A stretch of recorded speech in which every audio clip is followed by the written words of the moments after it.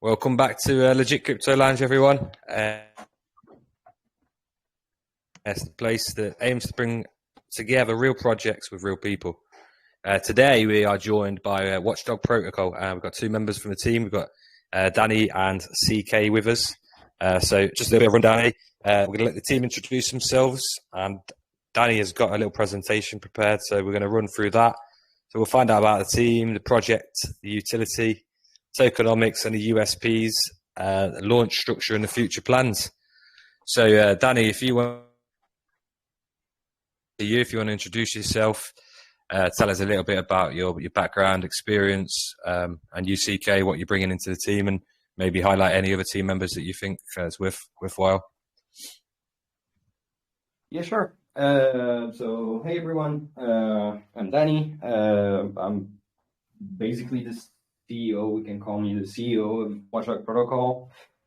I've been active in crypto for a couple of years now. Before Watchdog Protocol, I've been active on a bunch of other projects. Two of the biggest one being, the first one was called Bingis, which was a charity token for animals. Back when charity was a big thing, which we pushed to around 24 million market cap or so. At that time, I was doing a little bit of everything because I'm the kind of guy who touches a little bit of everything and goes everywhere. So I was doing moderation, business development. I was taking care of some of the marketing, and after that, so that lasted for quite a while. And after that, I worked on another project that went fairly high, which was called Kabosu, which some of you might have heard of, which went up into a little bit above 100 million within I think it was like the first week. I don't remember if it was within 24 hours, but at that time, it was like one of the quickest projects to breach the 100 million. Was also a very good time at that time. And there again, I was doing a bit of the same. So, well, I was heading the moderation at that time. I was doing some business developments.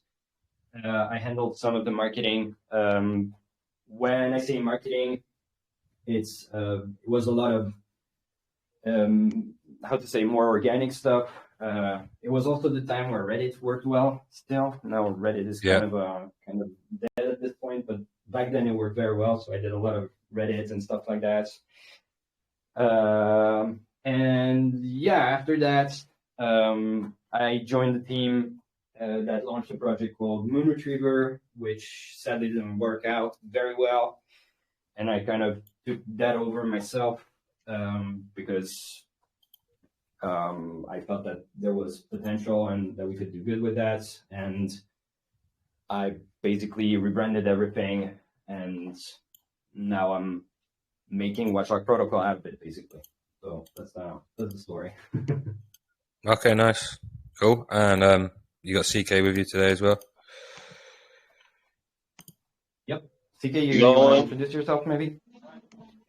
Is it a little loud where I'm at? It might be a little loud where I'm at right now. Is it okay? No problem, man. It's up to you, man. Like, we can just have a rundown of this thing. It's up to you. It's too loud. So I'm CK. I'm the Chief of Moderation and Community Market Specialist for Watchdog.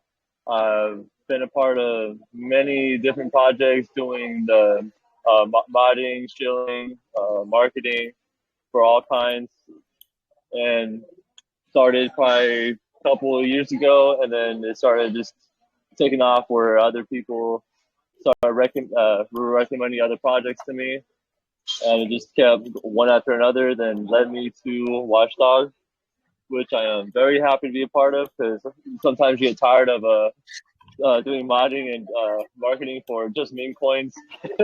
So Yeah. it feels really refreshing to actually be a part of a real project with a real business.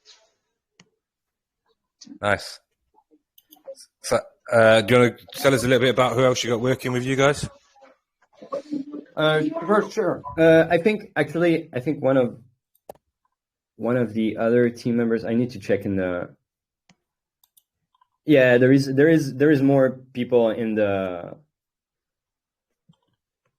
this VC that's part of the team. I'm not gonna put them on the spot and be like, "Yo, introduce yourself." But Yeah. there is James, who is a moderator, who joined us a couple of months ago, I think, who is mainly taking care of Telegram and who also takes care of Discord, which he kind of reworked and made all nice and everything. And Sampo, who is basically our graphic designer. He's the one who does a lot of the visuals and for example, the things that you can see in the announcements we make, all those very nice moving graphics and such. That's all his work. He does amazing stuff. Outside of that, we have we actually have a couple of people. We have 2 developers who are not here tonight, who are Zetsi and Pa, who are working in the background, so they're rarely present in the chat. They have spoken there sometimes, but you know they're pure nerds, if I can say so. So they rather stay a little bit in the background. We have Oleg, who is a technical marketing specialist with about 10 years of experience. Who am I forgetting? I feel like I'm forgetting a lot of people. Marek is also a mod who is not available tonight. But yeah, we have a nice team overall. Yeah, like I mean, looking through it, it's quite a big setup of a team, isn't it? How did you guys get together? Oh, well, some of the people are here since, for example, Zetsi I have worked with for well over a year now. So we've kind of worked together on other projects, and we've basically stood in contact because he's a great guy and he works very well. A bunch of other people were introduced to me through friends of mine, notably Pa, for example. Sample also was introduced into the project by a friend of mine. James was originally a member of the community and very dedicated and very clever guy. So we checked if he was interested to work with us. You know, there's a little bit of everything. So it's parts people that I've known before and part new people that either have, you know, encountered through my Telegram adventures or that they were straight up introduced to me through either people who work with us or friends of mine, depending on their competences. Cool. All right, so quite an extensive team with quite a bit of experience as well. You've been there with two high market cap projects, so you know the ins and outs about how things work. Yeah, things have changed a little bit since Reddit days, but like good to know that you've got a good understanding of how things work. So yeah, let's hand over to you in this presentation, and if you want to crack on with that, and we'll have a look at that, and then we'll go into some questions. Yeah, for sure. Let's do this. So hi everyone. Or we can jump right in. That's cool. So we're gonna start with the first slide. Small introduction. At a minute, buddy. The video's paused, so you'll need to bring it up. For me, you mean? Yeah. Nobody can see the presentation at the minute. That's it. Aha, So okay. if you go into the slideshow and then press Control, Alt, and Tab, you should be able to share that instead of the actual program, if that makes sense. Yeah, okay. Control O tab, you mean? Yeah, and then that'll That bring you works? back, and you can go. That's it. No, when you go to press play. So now, as you're pressing play on the presentation, right? So you Yeah. So press play. Now press Control, Alt, and Tab. Well, I can And share the presentation screen rather than the program. Does that make sense? I can just literally share my whole screen. I don't have much to hide anyway. There.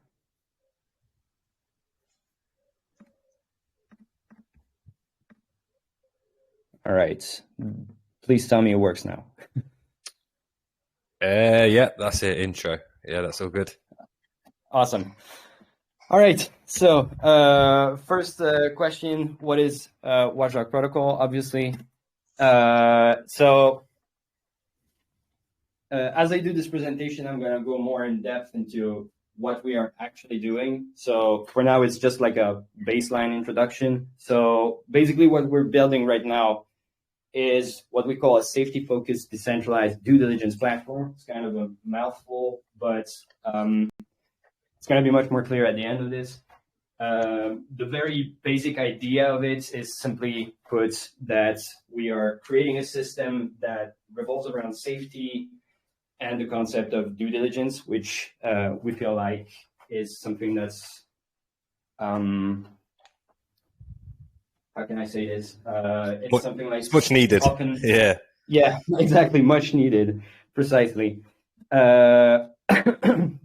So what is it made of? So at a very basic level,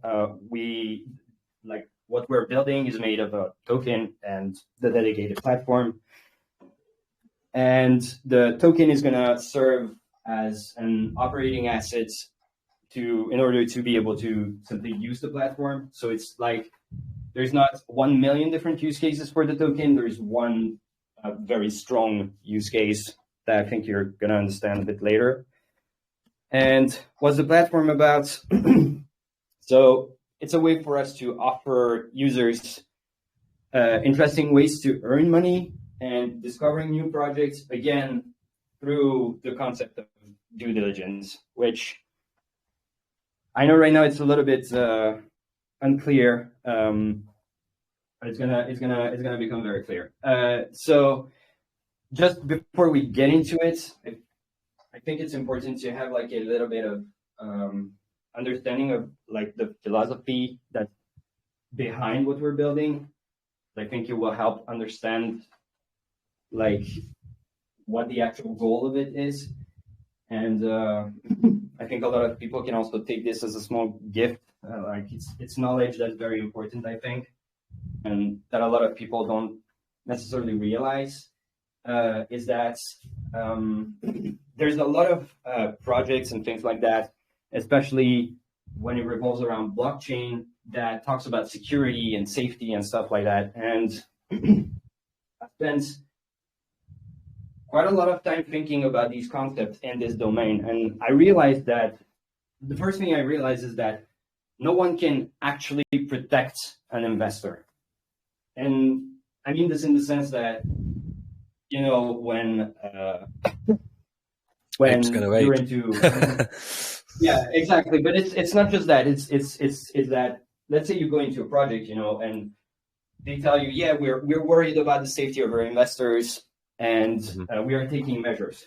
For example, I don't know, we have a bot that's doing this or that in order to protect our investors or whatever. The sad truth is that even if that project is honest, and I mean, there's very good reasons to believe that they are, even if they are doing their best, it's still always, you know, it can always fail. And I've seen this time and time again where people told me that, yeah, but it's a safe project because they are doing this and this and that. And truth be told, that makes it a safe project, but it doesn't necessarily make it safe for you.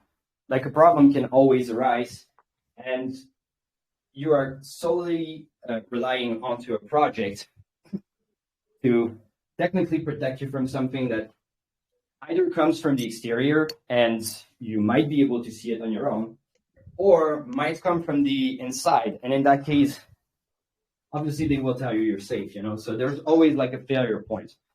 The point of this is that we built the platform around the idea that an investor's safety is proportional to their due diligence process. So ultimately, you can only truly 100% rely on yourself and what you know, your understanding, and your researches, because those are the only things that you know are factual. You get that information and you can see it yourself. It's not someone promising it to you. It's not some kind of code or algorithm doing something in the background with the intention to protect you or whatever. And so how will Watchdog Protocol help in this sense? Well, so our first objective with the platform, and more than the platform, the whole environment that we are planning on creating, is to create a space where investors can discover and support projects they deem safe. Because again, there's this due diligence aspect that's going to come into play. And so by the time they discover these projects, they will understand them better and they will see them for what they actually are. And they will learn to, you know, form an opinion on this project based on actual factual knowledge, and not a friend who told them something, not a project owner who told them something, not a line of code or whatever, but their own, you know, knowledge that they acquired on their own. The second thing that we want to do, I love this sentence, leverage the power of people. You know, it's so political. But it's leverage the power of people to establish projects' legitimacy on a large scale, which means that because it's a platform and because it revolves around the concept of due diligence, obviously a lot of people are going to review projects, similar projects, sometimes the same project. And so when one person tells you this project is great, well, you know, maybe it's true. Hopefully, probably it's true. But if 500 people tell you, okay, there is something wrong with this one, and it's written there, and you have the facts that you can check, you can instantly see that, okay, there's something wrong. If those 500 people tell you they're good, then there's a much higher likeliness of this project to actually be good. And so by doing so, you establish a project's legitimacy on a larger scale, because it's more people, more reviews, more opinions that are collected in one place. And this, again, this is a concept that's going to become much more clear at the end. And the last point is kind of the end goal thing that we're looking into. So this is the point that if we reach, we can say, okay, we made it, guys. We did great, which is to build a new standard for how investors do their due diligence by giving incentive to democratize and popularize a thorough research process. So building a new standard, that's a big word, but it's basically the end goal, because as I said earlier, I think due diligence is something that's very much needed. A lot of people don't necessarily understand how important it is, or maybe don't understand necessarily what you actually do when you do your due diligence or whatever. And so by giving incentives on the platform to do due diligences, we are hoping that we will help popularize this concept of due diligence and doing your research. So that's kind of it for this introduction section. So our project is basically gonna have at its core the VD platform, which I already mentioned, and it's going to be composed of three so-called modules, if I can say. The first one being staking, the second one being DDO and IDDO, and the third one being what we call the MSI. Staking is pretty straightforward. You have BDP tokens, which is going to be launched relatively soon. You stake them, you gain an APY, but more importantly, this is what will give you access to the DDO-IDDO. Now, what's DDO-IDDO? Well, that's where things actually get interesting. So DDO stands for due diligence offering, IDDO for initial due diligence offering. And this is basically our due diligence system that's on the platform. So again, I'm gonna give a little more detail just one or two slides later, but to give a basic concept, imagine something like a launchpad where projects are listed. You can choose a project, you can do research about that project. At the end of that research, you get rewarded because you did good. And this leads us into the MSI, because when people do research on a project through this system, their answers are actually compiled and they are used in order to create the MSI, which stands for Market Sentiment Indicator, which is basically a very fancy way of saying we took how people feel about this project through the answers they gave during these research they did, and we are displaying them to the max. So the MSI is something that is going to be accessible to anybody. It's not reserved to a staker or something else. It's something that's going to be public, and it's a page that's basically going to be able to say, okay, well, this project listed at this date was reviewed by this many people, and this is how they feel about it. And then obviously, I'd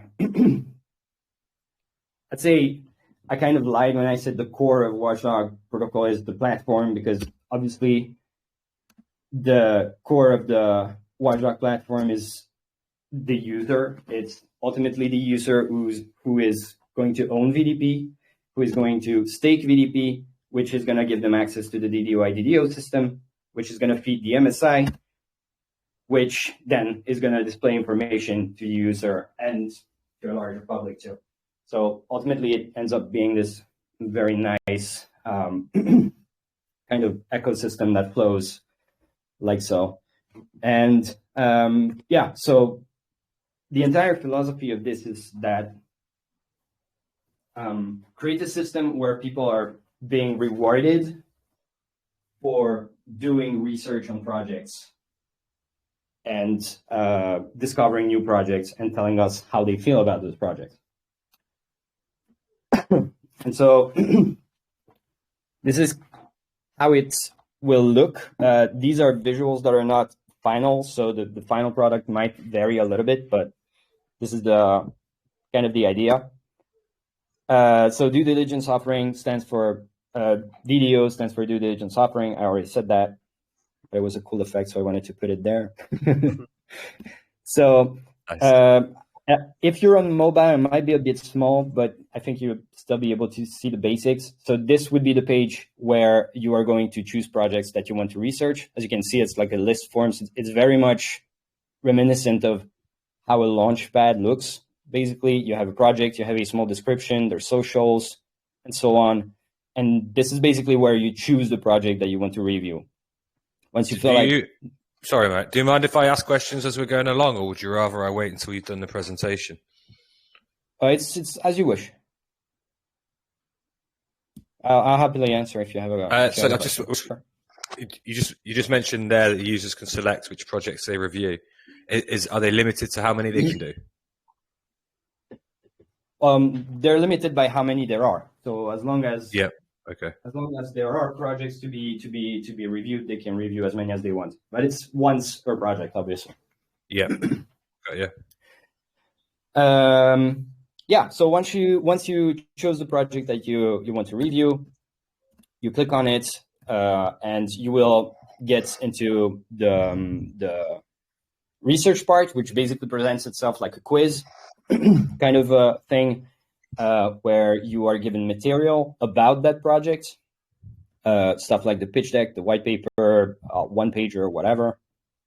And you will be asked questions, which we think are important questions to ask yourself about a project that you're researching. So there are several categories of questions. So I'm not going to go in depth on all this because otherwise I'm going to speak for 3 hours. But basic categories like communication or product, and you're going to be asked questions about that, and you will have to find the answer to those questions in the material you're given. Give your answer. Once you give your answer, comes the more important part, is how you feel about the information you just got. And that's a very important question, because first of all, I think that's the most important one you should ask yourself when you read something like whatever. If you read the tokenomics of a project, just reading the numbers is one thing, but how do you actually feel about those tokenomics? Do you feel like they make sense? Like, does it make sense for them to release all the tokens at launch when they are building a platform? Or does it make sense for them to keep a 70% of the supply for themselves when they're actually not in need of that much tokens and such, Important questions. So how do you feel about those things? And once you finish the quiz, you're greeted with the end quiz recap page, which will show you per subject how you felt about the projects. All in all, you'll have a couple bonus questions. And after this, I don't have a picture here with me, but there is a profile page too. And basically the rewards that you're supposed to earn are going to go into that profile page, and you can claim them from there, basically. And rewards are not 100% defined right now. There's a couple that I can basically guarantee. So one reward would be VDP tokens. So every time you do research, you earn VDP tokens, the same one that you staked. For one. Or two, you could earn tokens for the project that you reviewed. If it's an initial due diligence offering, that means the project isn't launched yet. So if, for example, they have whitelist spots and such, they could very well reward people who do research with that. Or, I don't know, for example, NFTs or whatever. The point is, for every research you do, you also get rewarded. So it's like a solid system.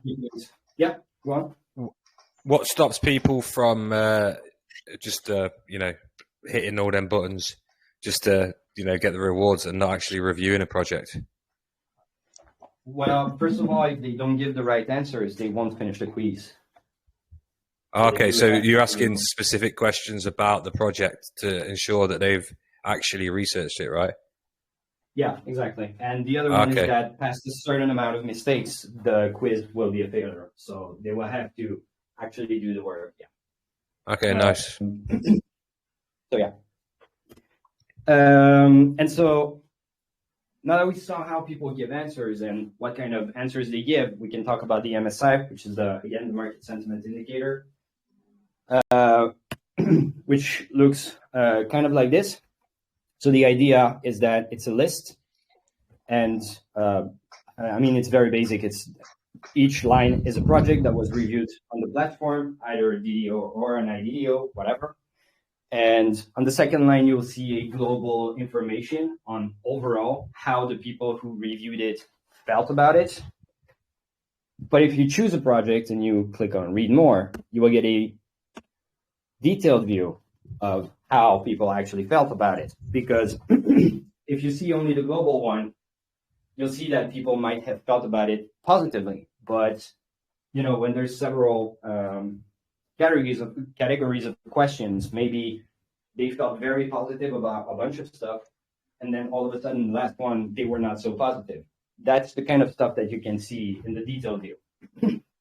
So this is where I think it's like the very cool part. At least for me, this is the most interesting part because I like data, and this is the part that's also going to be fully public. So anyone, staker or not, VDP owner or not, whatever, can come on this page and look through the projects or search for a project they heard about, and if it was listed, get an insight into how a fairly large sample of people actually felt about various things in this project.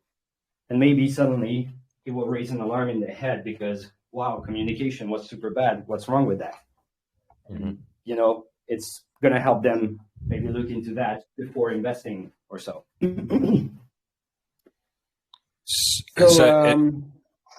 In order to participate in the research, you have to be staking, right? In order to do the research, you have to be staking, yes. And is there a minimum amount that you've got to be staking at this point? That one's a bit complicated because at face value, yes, there is a minimum amount that you will have to have in order to be able to.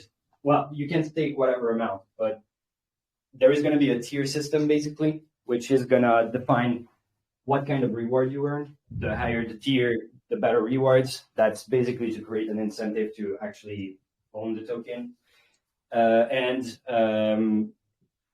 I'm currently thinking of a way to implement a way to do it for free. So by not staking or by not owning BDP, but it kind of goes against how the token is integrated into the platform. So it's at this time, it's not something that I can confirm will be a thing. Yeah, and you also might bring about people with the wrong kind of, how do I say it, like the not good for the project because they might not actually have the best interests at heart, and they just want the rewards to sell. That, yeah. Well, if there is a free tier, there is not going to be any rewards, but there's also the problem that if it's free and you don't have to stake or own something, it's also much more easy for kind of a malicious project, if I can say so, to just tell a bunch of people to, hey, go review this positively. And if they are listed, that is, because we will check projects ourselves, before listing, just to make sure that we're not listing like 99% of the worst scam ever made. But it also kind of opens up the door for that kind of stuff because those people can do it for free. They don't have to, buy anything or whatever. So initially, when your platforms go, how are you going to select the projects that you're putting on here? Sorry? So when you first start off with the platform, how are you going to select the projects that are coming on here for reviews? Well, at the beginning, it's going to go through a bunch of partners that we're building, both project partners, and we're also partnering up with launchpads, which, have a bunch of projects that come in, and they will have an extra offer through that launchpad that allows them to be listed on the platform. And that's going to work, like an advantage for both of us, obviously, because we get projects, because ultimately projects listing on the platform is going to be our main way to generate an income. And it's also beneficial for the launchpad because, again, this is, again, a good example of what I was saying earlier, is that a launchpad is a team of a bunch of people, but not that many. And out of those people, only a fraction are the ones who are charged with researching a project and making sure that it's legit or whatever. And it happened more than once that a launchpad had to do refunds because in the end, it was not as good as it was supposed to be. And so here, the launchpad would also take advantage of the fact that the project is being reviewed before it's launched by potentially hundreds, or if we're very successful, I know they're saying it, but thousands of people review that one project, and the launchpad itself can see that, oh, okay, well, it's not looking too good after all. So maybe we're going to look into it a little more before starting the launch with them, Cool. You mentioned some collaborations and partners with launchpads and stuff. Have you got anything lined up already that you can discuss? We have one launchpad. I can hopefully say their name without them killing me. We spoke with Gempad, which we are in very good terms with. So probably we will be working together at the time that the platform is fully released. Yeah. Okay, cool. And others that I can't name just yet. No problem. And in regards to costing of listing on your platform, I know in the early days you might not be doing that while you're building up some projects and stuff on the platform. Have you got an idea of what you're going to be charging for for projects to list? I do have an idea. I don't want to say it out loud because it's still in study. I want to first see actually how much work physically goes into listing a project before defining that exactly. And that's going to be defined with our first partners, which will, since they're friends of ours and such, are going to serve a little bit as experiment animals. I might be jumping the gun a little bit here, but what's going to happen to that fee that the project pays?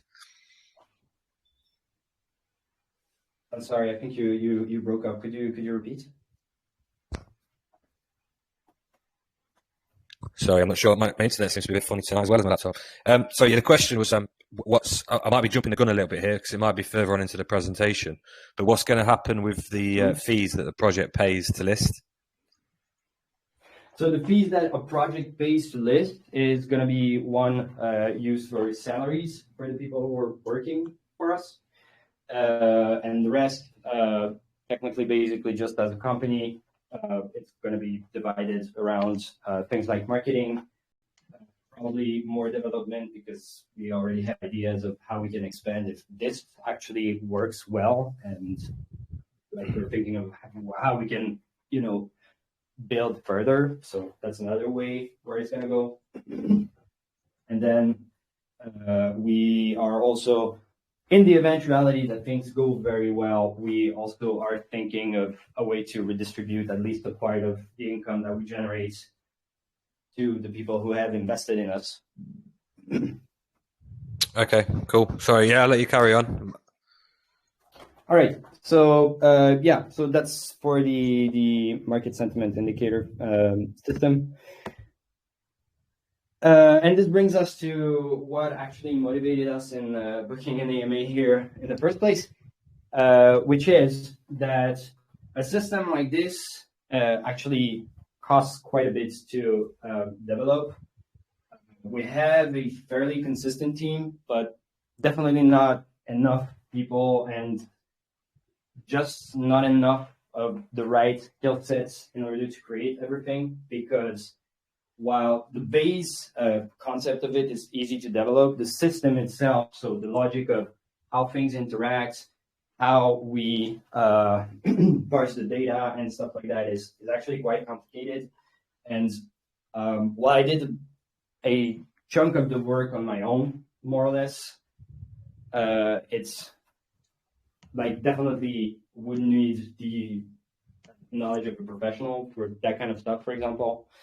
So the way we are going to develop the platform itself right now is partially in-house and partially with the collaboration of an external third-party firm who is fairly close to Zetsi, who is our CTO, so our Chief Technical Officer. But obviously, in order to build something like this, what we need is funds, because while my team has been pretty darn amazing at not being paid for a while and relying on the project's potential, third parties obviously need payment. So anyways, we came up with this idea of NFT seed sale, because the market right now is quite poor, honestly. Like, we're in a little bit of an updraft right now, but I'm not expecting too much. And sadly, the problem with the market right now is that a lot of the investors that we were aiming for at first, such as venture capitalists, kind of turned around and were like, well, we'll see next bull run, we're not in a rush right now. Mm-hmm. Here, indicators are very high. So instead of relying on big firms, we have actually put this idea up to vote into our own community. We discussed it in the team, and we came up with the NFT seed sale, which is basically a way for anyone who buys an NFT to become a seed investor into Watchdog Protocol. And so these NFT seed sales are mainly going to be aimed at starting the development of the platform. So the way this would work is that we sell the NFTs. When the NFTs sold enough for us to have funds enough to start the development, we kickstart the development, knowing that we already have a lot of the work done. So it's really going to be just development. We already have all the technical requirements, high-level requirements, the whole architecture. We have the UI, UX pretty much finished, which is why I could actually show it to you right now. So a lot of the work that takes a lot of time is actually already done. And so what it needs is to become real. Zeti has been working a little bit on that, but again, alone it's very hard. So we would kickstart the development once we have enough funds for that. Within a month and a half, we would have an MVP, which is the minimal viable product, which means in our case that the platform would be usable, the staking would be functional, and the whole DDO IDDO system would be functional, albeit in a demo state, which means that people are going to be able to test the system and see how it works and so on. But the results, there is not going to be any project listed at that point, so the results are not going to count or anything. It's really just, to try it out, getting some feedbacks from the people who tried it and used it. And then at that point is also where we would like to launch the token. So people can start staking, and the project is basically launched. And since we have the funds already, at that point is about a month and a half again, and the full platform is getting released. Now, obviously, I'm pretty sure one of the first questions that's going to come up is, what if the NFTs don't sell enough? In which case, we're going to go kind of backwards about it, which means that, well, obviously, we're going to see how much the NFTs sell. Then, based on those funds, plus the funds that we already have, we'll see how much of the development we can achieve. And once we establish that, we'll kickstart development and we'll start doing pre-sales. There will be maybe a little bit more pre-sales in order to pay up the rest of the development, and then the rest of liquidity and all that, and launch the token. But that puts, if we have to go that way, that does put the platform development timeline into a little bit more of a question mark situation, obviously. So ideally, we'd like to sell enough NFTs as fast as possible so we can get started with this. And so what's, just a quick question on that note. How much money do you need to raise to get the platform running? So right now, the platform itself would cost about $92,000. Okay. All inclusive with infinite maintenance and all that. To have it fully functional. Exactly. Yeah. So that's and how much the full thing. Sorry. So okay, I was just going to say, how much are you hoping to raise from the NFT seed sale? Well, ideally, if we could sell 50% of them at least, that would be great. Is that so?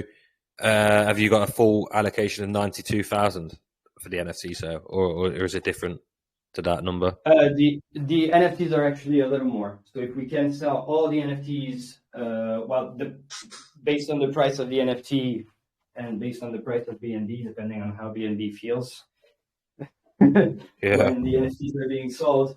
But depending on the price of BNB, it should be around twice as much as we would need. The reason of why we went this way is that this way we're sure that we have room, especially since it's in BNB that it's being sold. The first one. The second one is that if we get more funds, that's basically just pure jackpot, because that's definitely funds that we would use for additional marketing, lovely images like this one and stuff like that, to make the launch more interesting and more enticing and have more people join in, especially since, as you mentioned earlier, stuff like Reddit and such are really not as successful anymore. Nowadays, it's really more about paid options when it comes to marketing, ad campaigns and such. And those can quickly cost a lot of money. So, how many NFTs have you got in total? So, in total, there is 1,000 NFTs. Okay. Yep.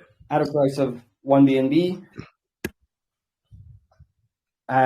with a buy limit of 5 per wallet address. And this is where it's cool. So these NFTs, since they act as seed sale passes, basically give you the price of the NFT, so 1 BNB worth of VDP at a seed price, so $0.07 dollars. For reference, the launch price is $0.1. So that's basically a 30% discount. And the pre-sale price is 0.085. Sorry, I'm getting lost with all the zeros. 0.085, so that's a 15% discount. So you have like a sizable price drop if you go through the NFT. Okay. Just while we're on the subject of pre-sale, how are you doing that? Well, one, through the partners that we're working with, so the Launchpad. Yeah. So that's probably going to be our main avenue. Yeah. Okay. And what are you going to try and raise at pre-sale? Or is it dependent on the seed? That will depend on the seed mainly, but ideally, so if things go well, then ideally about 200,000, just so we can have liquidity. And as I said, so if the NFTs sell well, then in that case, we don't need to do as huge of a pre-sale in order to, have the necessary for liquidity and such, because we would already have funds for marketing and such. Yeah. Just to finish on the NFTs, there is one more little perk to it, which is particular to the NFTs. Outside of the fact that they give access to 1 BNB worth of VDP at seed price, they will also grant an additional 5% APY on the platform when you stake. And it's an additional 5%. So, for example, if you had 25%, you will have 30. It's not enormous, but it's a small bonus that's unique to these NFTs. And so while we're at it, this is how they look. There's 2 of them. So these were made by Sam, who I mentioned before. There's 2 because he's too generous. So he made 2 and they both look awesome.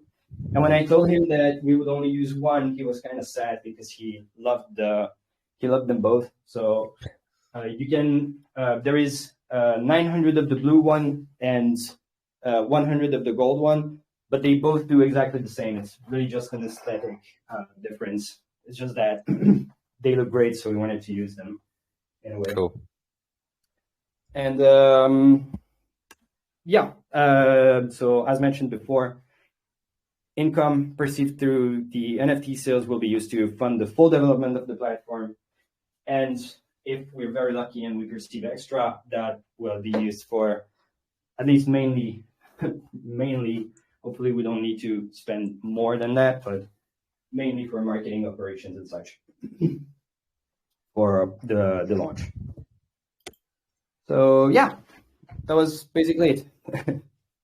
Cool. I do like the way you've gone about the seed sale, to be honest with you. It's refreshing to see something different.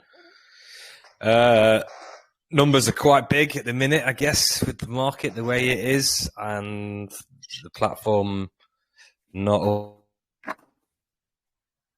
and running yet. But obviously, I get the fact that you need that. It'd be nice to try and get that initial funding done and get the platform up and running for the pre-sale. Yeah, absolutely. As I said, at least the MVP, so we can, at least show that, it's here. Yeah, because it's like possibly talking about a 300K raise here and no actual working utility yet. But you know, I welcome anything in this space that's going to help people and make them feel safer. And you know, and if it helps to pull out legit projects, I mean, this is what we're all about, really, as well. Then you know, yes, it's good. But yeah, I like the way you've done a seed sale. It's different, it's unique. I haven't really seen too much like that before. You're basically offering a bonus to get in early and increase the staking. So if you're going to be using that platform, then it's beneficial to get in early and get that extra 5%. APR or APY, I can't remember now. But yeah, APY. So what makes you guys stand out? You know, I'm familiar. You guys are probably familiar with another project. I've got an idea what makes you different, but like Veta, for example. Oh, I've actually never heard of them. How do you okay. Yeah, so I mean, we won't go into too much detail about them, but yes, it's called Veta, and basically they have people that go out and vet projects, and they bring them onto the platform. It might be good for you to have a look at them just to see what competitors are up to. But yeah, I'm guessing you're unique in a way. I think I found it. I don't think I see a competitor. I think I see a partner here. Well, there you go. Yeah, I mean, that could work. Yeah, that's it. But yeah, I suppose you are utilizing the whole of your community, whereas they have specific people going out vetting, I think. Yeah. Well, this is so. Yeah, I think honestly, I've done quite some research on something that's really community-based due diligence system. Not something. This is again, if Vetter has people going out to vet projects, I mean that's great. But that's exactly what I mentioned before. It's someone doing the work for you. Yeah. And then it's based on, do you trust them or not? And I mean, you're not the one getting that information. They're giving it to you. At best, they are giving you the information. You're not the one getting it. And I think this is definitely what makes what we are doing unique. And I think this is also what kind of creates the potential of Watchdog Protocol, because originally the way we thought of this is, I mean, I'm going to be fairly blunt. I like to be very honest, so I'm going to be fairly blunt. Obviously, when you build a project on the blockchain, you have a couple of major points that you want to be sure will work out. And one of them is obviously that a lot of people will see your projects and hopefully use it. And so the base of how we built this was with a community in mind. Everything is built around people getting knowledge, because ultimately, I mean, that's what's interesting. I mean, I love not to have to rely on someone else to tell me, yeah, this is good. And when I do have to ask a dev, hey, what do you think of this contract? I don't like it, you know, because I'd rather find that myself. I'd rather be like, okay, well, I understood this thing, I got this knowledge, and I know I found this information. I know that this is good or bad. And I think it's also a thing that you see a lot in the stock market. In the stock market, you have to do your due diligence. I mean, you can't just throw money into a company. I think just the same here, except that in this context, in the blockchain context, it's like 100 times worse, because like it's going to sound very dark, but like 80% of the project you might invest into could be a scam. So probably one even project higher. is never, it's definitely probably higher. I'm trying to be positive, man. but you know, again, Vetter probably does an amazing job. It's just that it's not a lot of people, and it's a matter of if you trust them or not. Here, it's a lot of people, and it's the information is right here. So you do the research and you form your own opinion. And then those who are not in the system of BDP can still see what other people think. But it's not one or two people who vetted the project. It's, as I said, hopefully thousands of them. at that point, you have, in my opinion, a sizable sample where you can say, okay, well, shit, 1,200 people said that this thing is a terrible product or whatever. There is a problem there. Let's look into it, you know? Yeah, I mean, I like the way you're incentivizing people to do their own research and work on that. And I mean this respectfully, but do you think people can see certain alarm bells? You know, I can look at a project and see a big unlock. When we first started this community, not a lot of people would even delve into that kind of thing about how much tokens were unlocked and stuff. And, you know, it's something we've already always encouraged to do. And like, hence these AMAs and stuff, we will ask probing questions and stuff. And it will hopefully help people to, you know, do their own research and learn this is good, this is bad, you know. So I take my hats off to you for encouraging that. But do you think people will be able to see things that are potentially a risk and highlight that as a risk? I mean, yeah, people are not dumb. So yeah, definitely. I think it's just really a problem.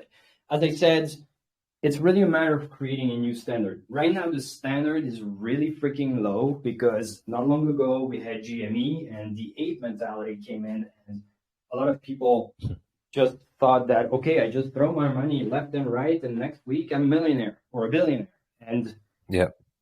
And this actual huge surge of scam came in these last years. There was scam before, but in these last 3 or 4 years are really where the scams became freaking crazy. And at this point, we're at a point where there's basically a new way to scam people like every week. Yeah. So like the scammers are more inventive than the actual project builders. You got to give them that. but yeah. Yeah. So I think yes, this is why I said that creating a new standard is like a massive goal. It's concretely insane, but I think that's what it will take. People have to understand that, man, as much as I trust this team and I think they're great and whatnot, I will still do my research because who the hell knows, especially in this space, who the hell knows what can go wrong, you know? And maybe the team was always That's honest. something I can get behind because we see it often. Sorry, there was a bit of a lag there, so it was catching up. I didn't mean to interrupt you. no problem. Yeah, so it's something I could get behind because you see it all the time in terms of call groups and stuff, and people are, you know, they're quick to even ape into that call without even looking at the contract or anything. They're just straight in. Just because of the FOMO factor to trying to get in early, and the space definitely needs to change. Yeah, so yeah, but I personally absolutely believe that people are definitely capable of seeing these things. It's just that, you know, one outside of actually telling them, hey, do your due diligence. Well, there's not much happening in the end. And then a lot of projects kind of picked up on this thing and made the fact that they care about their safety like the main way that they talk about themselves. We're a good project because we care about you, the community, and whatnot. Which, I mean, might be true partially, but ultimately every coin, every project you find, you have to consider it as a company that's here to make money. And the only real difference is that either they want to make money honestly or not. So, I mean, the biggest companies in the world, like Apple or Facebook, are like literally some of the biggest liars that have ever lived. So, you know, no matter how big the project, there might be a problem somewhere, and the only one who can actually find it, that's you. They're never going to tell you about it if there is one. Except if they're really, truly, incredibly honest. But at that point, you might already be screwed. So, yeah, I definitely think people can find issues on their own. I think they just need to learn a little bit of encouragement. Yeah, definitely. Incentive, basically. Yeah, cool. Right.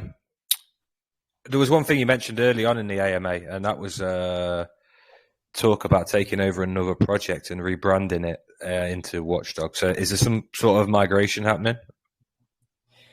There is a very small migration that's going to happen. Yeah, absolutely. How Yeah. How small are we talking?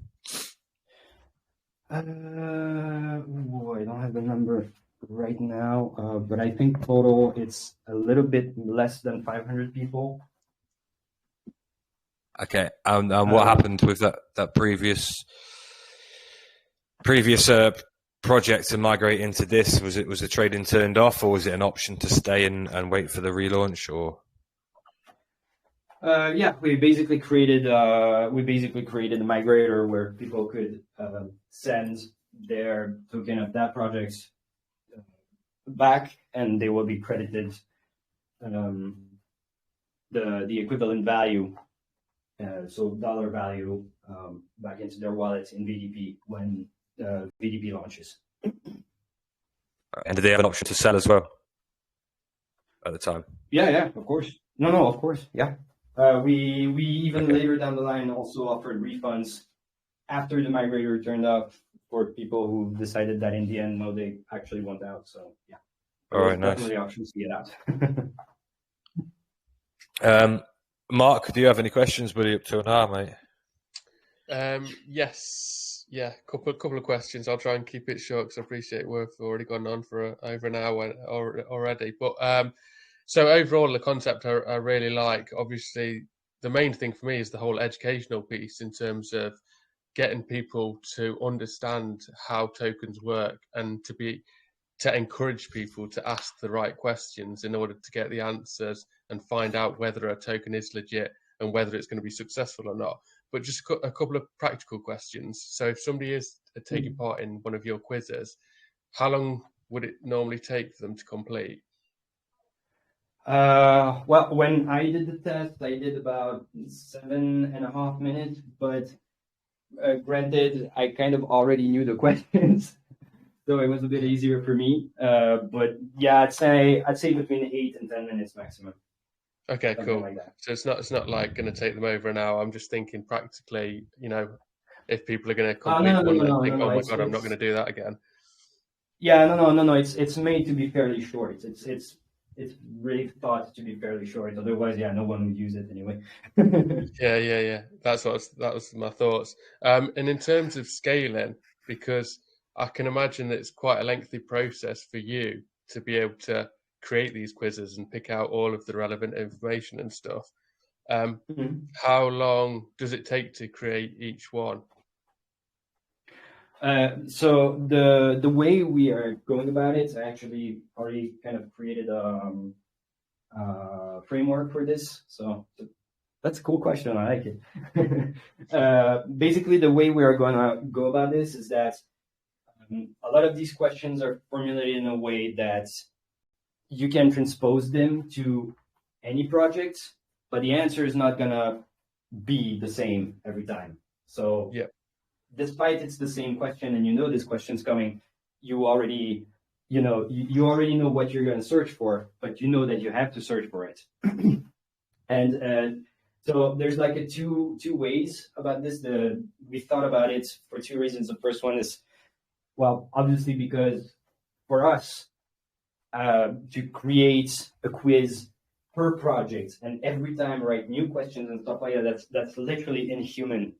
Like imagine there is, I don't know, if things are going well and there is, I don't know, 7, 8, 9 projects listing in a month, it's an insane amount of work just to create the questions. But then we have to double check the answers and all that. So, so the way we went about it is that there are a couple of questions where basically just the answer is different, and then we have like a randomly generated pre-made answers and then the right answer. So technically, I mean, except if you're very clever and very used to the system, you might catch up on like the random number generation. But I honestly believe that you will still have to kind of look for it. That's the and then there are a couple of questions that are how to say project specific. If I remember right, there was 4 of them, and those are questions that have a pre-established category. So we know what the question is supposed to ask. So there's like a baseline for it. For example, about the product. And we will ourselves read up about the products and write one question for that. But we try to lower the load, the workload, to create a query. And also to obviously try to automate as much as possible. Yep. Okay. That makes sense. And will definitely help speed things up and stuff. So with the whole preset questions, you kind of leading people down a path, which makes me feel like, the sentiment score that you get at the end is almost predetermined by you, and you're helping people to get to that point. Is that right?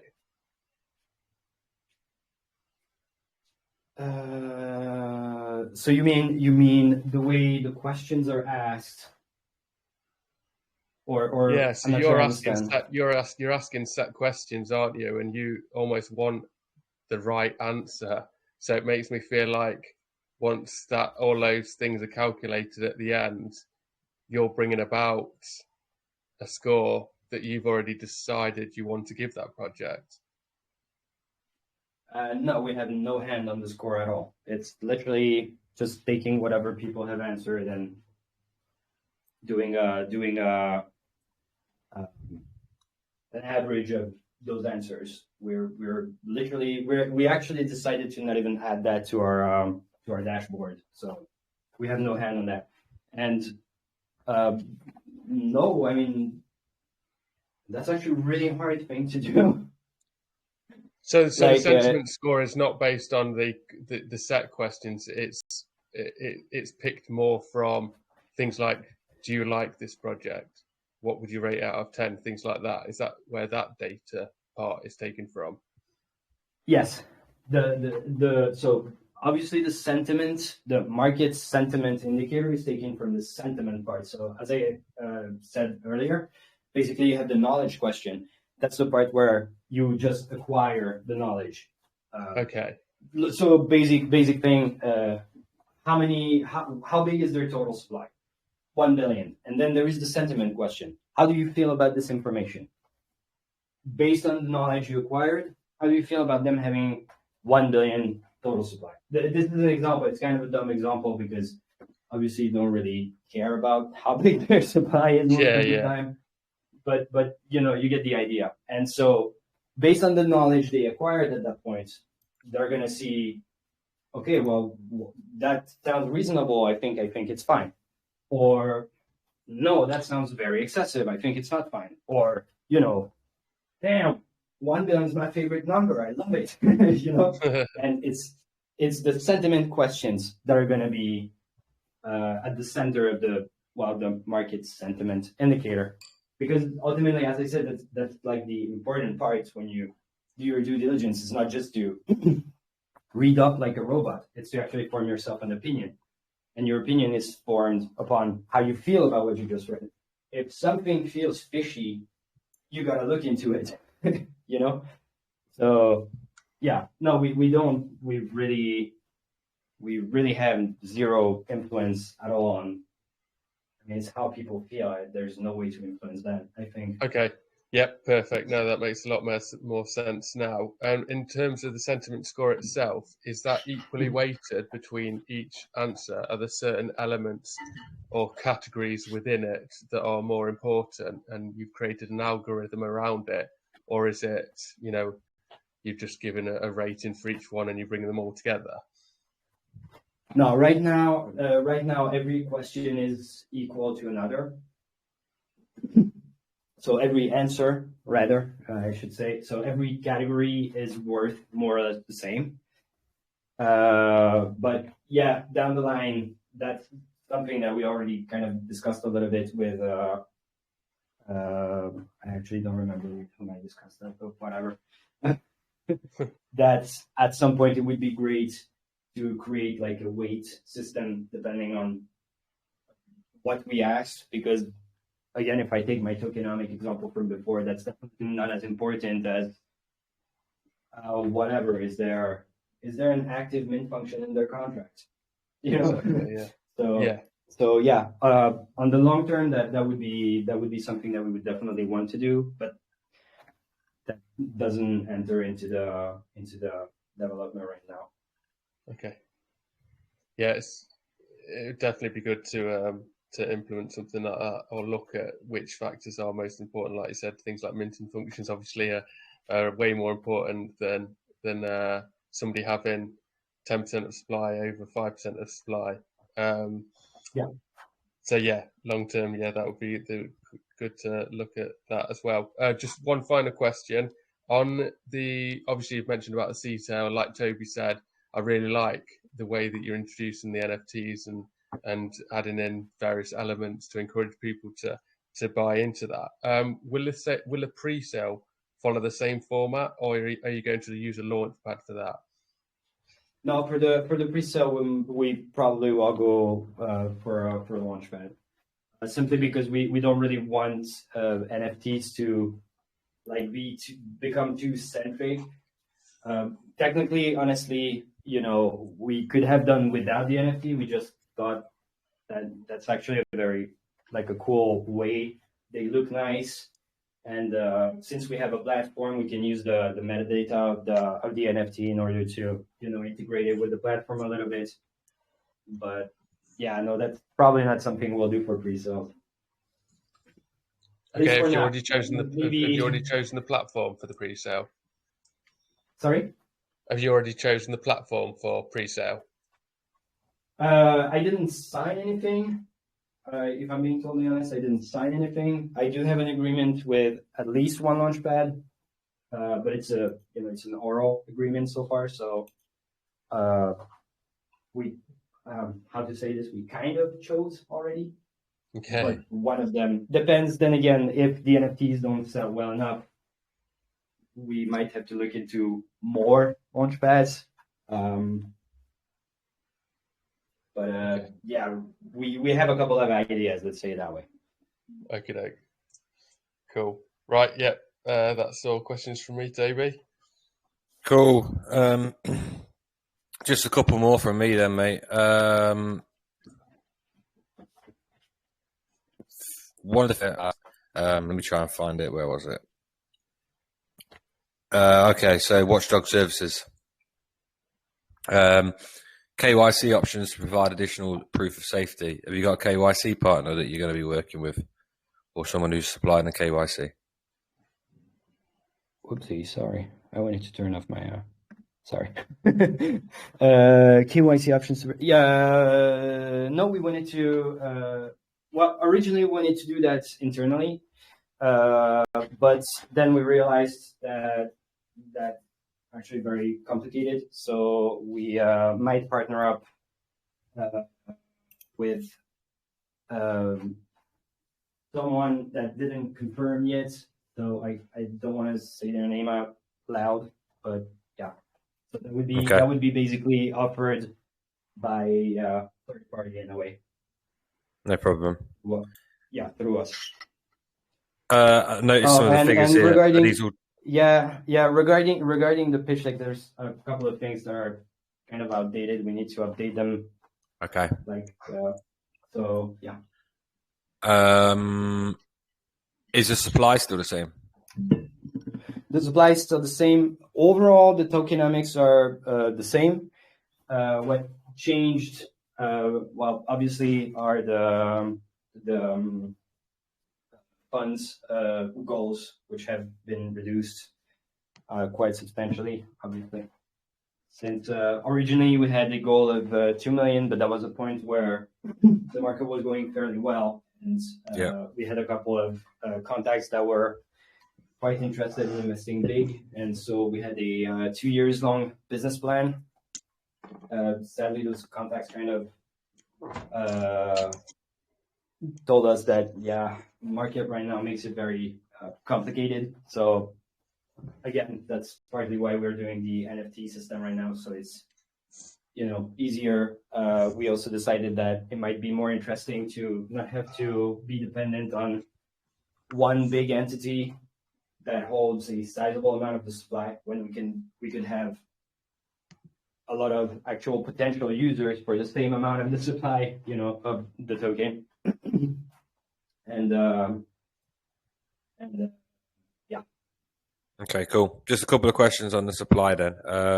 Sure. You've got some assigned to workforce, core team, advisors, and partners, but you're planning to make money through the platform. Mm-hmm.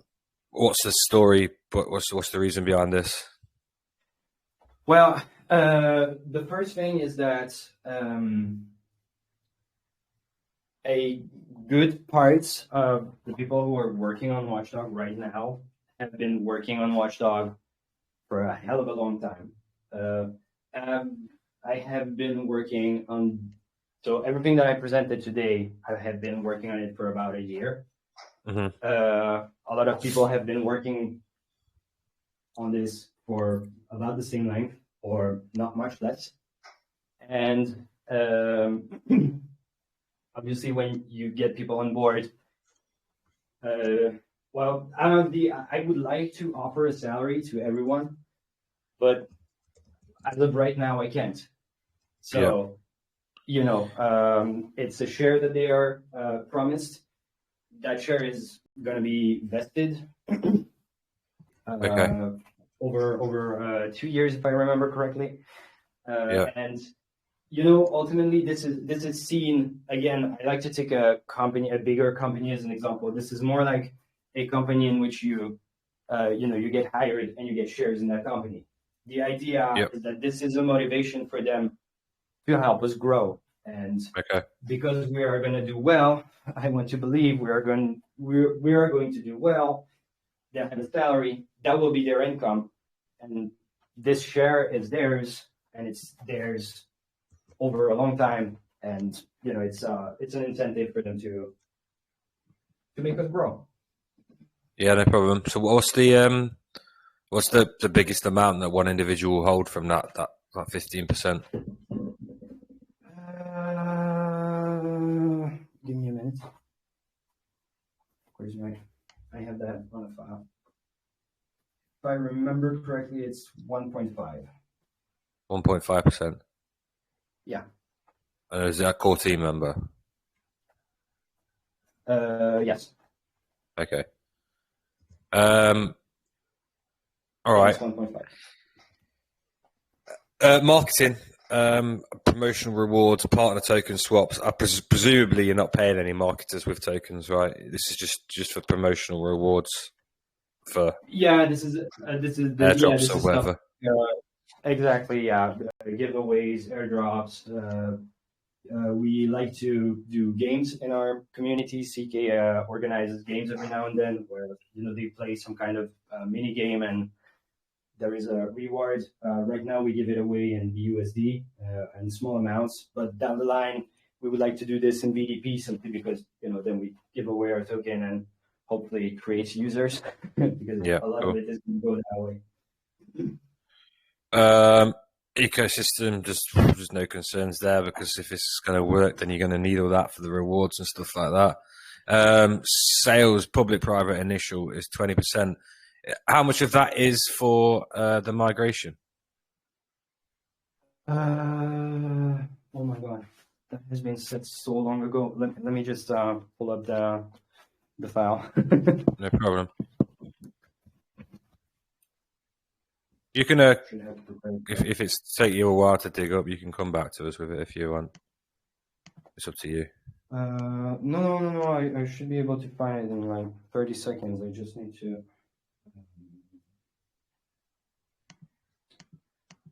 Just while you're looking for that, I'll just ask you a couple of easy questions.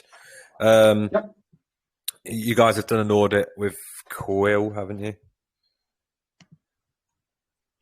Sorry, we didn't. You've done an audit on your contracts. With Quill audit, yeah. Yeah, and the audit's there for everyone to see, but there's no issues. There's one medium risk that you've fixed, I think. Yeah, as far as I remember, I think everything was. And also, have you guys done the KYC yet or anything? No. So the thing that we would like to do is actually register as a legal entity. So that's something that, well, actually CK is tasked to look into. So because he has some contacts that work with that. Sorry, just repeat that. Sorry, I missed that. Would like to register as a legal entity. Okay. Which means that we would technically be public, at least part of us. So we didn't do any KYC yet because if we do manage to register as a legal entity, then really there's no need for that. Okay, and at that point, do you think, I don't know if you are or not already, are you publicly doxed?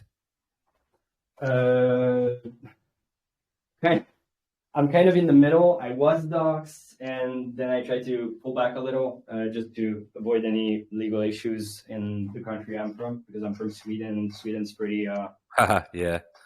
Okay. Sweden's pretty close-minded with these things, so yeah. We used to. But yeah, technically, a lot of people have seen me and whatnot. So yeah. Okay. I'm doing a very good job at covering myself. I guess at the point of registering as a company, then there might be a few people that come out in public. Or at least, I'm guessing at the point when you become a registered company, there might be a few people that of the team that show their face, or is that not the plan?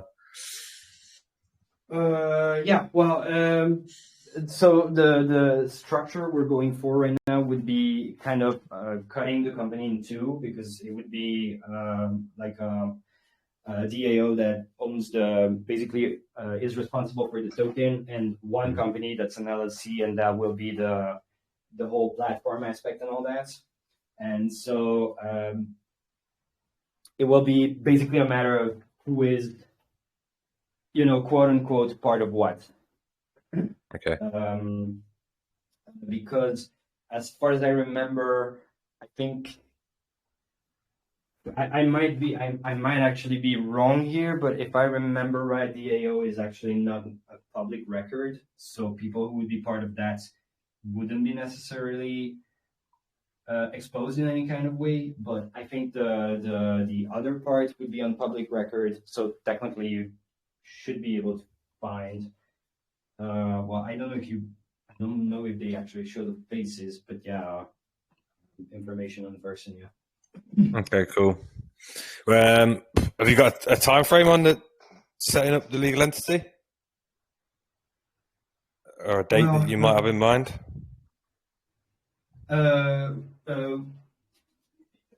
You mean a date, right? Yeah, because obviously at this point you're doing a seed sale. I'm just trying to establish when that might be done, or because obviously there's no KYC at the minute, but obviously you're going for the legal entity. Yeah, and so I'm just trying to establish when that might be done.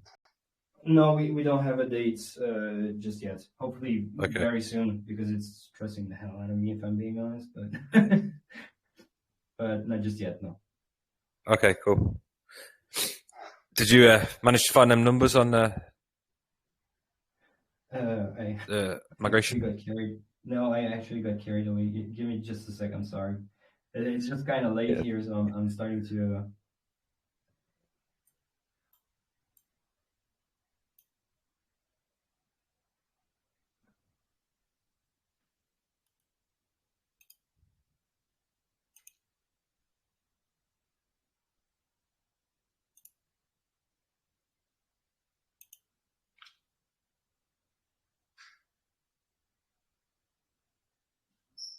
Oh my God, where is it? Jesus, you asked me the one question.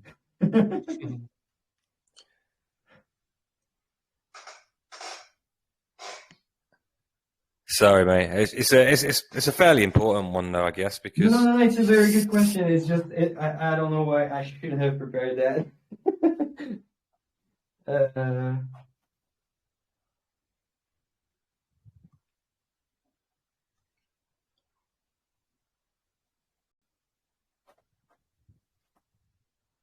No, this is absolutely right. Under the pressure as well, man. Probably stumbling around trying to Yeah. find the right folder. Yeah, actually, I might be in the wrong one. Oh my god, now I'm ashamed of myself. I'm never coming back, guys. It's okay. You should see the state of my files everywhere. I can't find anything when I'm looking for it. No, I'm very organized, except when it matters, you know. That's the moment where my brain goes completely AWOL, and all of a sudden, and I cannot find it. It's. I asked for this a long time ago. I'm trying to find it in my notes. Don't you just have the file that I sent you, by any chance? Yeah, that's what I'm trying to find. This is ridiculous. This is ridiculous. All right. It's not a problem, guys. You can come back with it, guys, if you want after the AMA. It's fine. Yeah. Do you mind? I'm super sorry. I'm sure we hang up and it's gonna take me about 3 seconds to find it. Yeah, that's normally the case, right? But yeah, just one of the things as well when you do an AMA with us is like, you come back and give the community updates. You're welcome to tell us how you're getting on and stuff like that. So constant updates from you guys is fine by us as we grow. You might find new people here and stuff like that. So. Let's see. Sounds like we're getting close. I think it's 1%. 1%. 1%. Okay, so it's tiny, really. Yeah. The migrators are not a huge part of that, no. Then again, the sales parts might be slightly lower since as I said, we did lower our goals too. Our funding goals are lower, so that the sales part might actually be lower now. I need to review that actually. Okay, cool. Well, yeah, just pop back with any updates that you get when you do them. Okay. I'm presuming your seed sale is going to be ongoing for a little while. Yeah. So right now I'm aiming at looking at the 2 weeks mark, see how it went, and at the 2 weeks mark, we're gonna discuss and take a decision on either it's going well enough and we can carry on with plan A, which in this case would be the absolute ideal, or we have to rely on plan B. All right, cool. All right, listen, we've kept you here for like an hour and a half. It's been a long one again. Yeah, I'm sorry. I talk a lot too. No, that's okay, man. All right, so listen, before we end the recording, I'll see if there might be some questions from the community while we're doing a couple of giveaways and preparing them. But do you have anything you'd like to say before I ask you one last question? Myself, no, just thanks a lot for having me. Thanks a lot for having listened to me for all this time. I know I spoke a lot and for a long time, so yeah, it was very appreciated. I liked your questions. It was nice. Yeah, that's about it. Cool. All right, let me ask the killer question then. For us, a long-term success can't exist without a clear vision from the team. So with that said, the final question is, at which point does this project become a success to you? I'd say at the point at which we are not in a position where we need to constantly look at how we fund things. And I think, honestly, the moment I'm paying salaries to everyone, like in a consistent manner, in a way that I'm happy with, that would be a great success. And to see people who are using the platform being happy with the results they are getting, happy with the rewards, I think that, yeah, I'm a pretty simple guy. That would be great success for me already. If we can set that new standard, that's the ultimate goal. That's the point where I'll be, sitting back on my big rocking chair, sipping some wine or something. Nice. Yeah. All right, guys. Well, listen, thanks for coming in and thanks for presenting the project. Like I say, keep us updated with how things go. And For sure. yeah, thank you very much for joining us. Yeah, for sure. It was a pleasure. Thanks a lot.